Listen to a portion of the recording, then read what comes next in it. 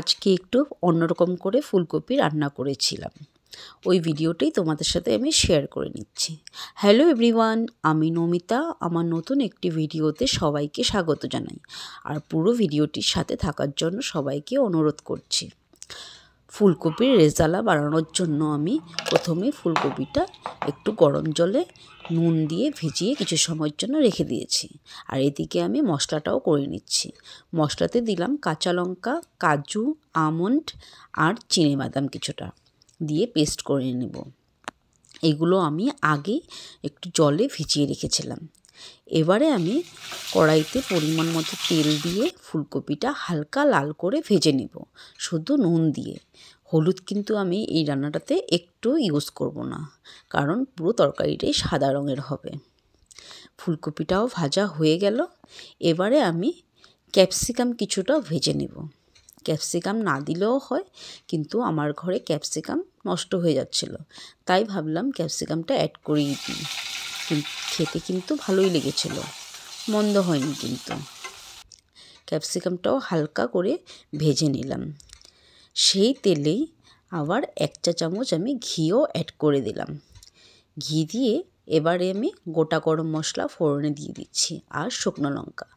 গরম মশলাতে ছিল দারচিনি, লবঙ্গ আর এলাচ।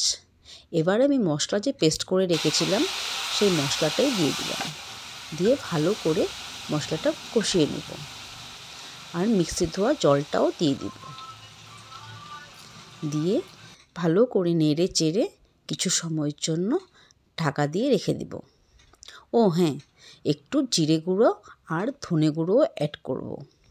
করে আবার ভালো করে নাড়াচাড়া দিয়ে তারপর কিছু সময়ের জন্য মশলাটা ঢেকে রাখবো।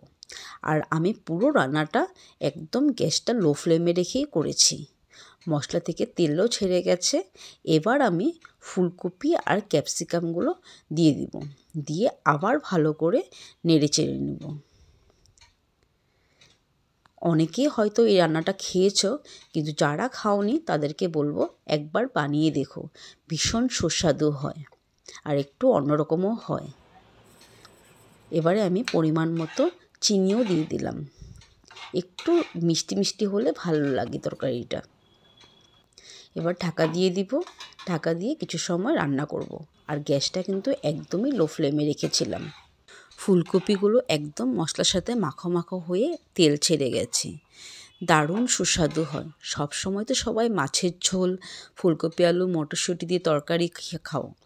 একবার এরকমভাবে রান্না করে খেয়ে দেখো, দারুণ হয় কিন্তু। এবারে আমি গরম জল দিয়ে দিলাম কিছু পরিমাণে। একদম অনেক বেশি জল দিইনি, অল্প পরিমাণে দিয়ে দিয়েছি। এবারে আমি ঢাকা দিয়ে ভালো করে ফুটিয়ে নেব। ফুটেও গেছে। আমি মাখা মাখা রাখবো, মানে বেশি ঝোল রাখবো না। তাই নেড়ে চেড়ে নিলাম আবার ঢাকা সরিয়ে। এবারে নামানোর আগে আমি কিছুটা কসুরি মেথি দিয়ে দিচ্ছি। দিয়ে আবার ভালো করে নেড়ে চেড়ে তরকারিটা নামিয়ে নেব। আর আমরা পরোটার সাথে খেয়েছিলাম। এই তরকারিটা মেন পরোটা, রুটি এইসবের সাথে খেতেই ভালো লাগে। আচ্ছা হ্যাঁ, আগে আমি সাইডে একটু বেরেস্তাও করে নিয়েছিলাম। ওই বেরেস্তাটাও দিয়ে দিলাম। বেরেস্তাটা দিলে তরকারির স্বাদটা যেন আরও বেশি বেড়ে যায়।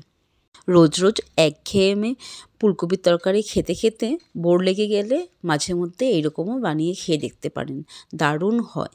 আর পুরো ভিডিওটি দেখার জন্য সবাইকে অসংখ্য ধন্যবাদ।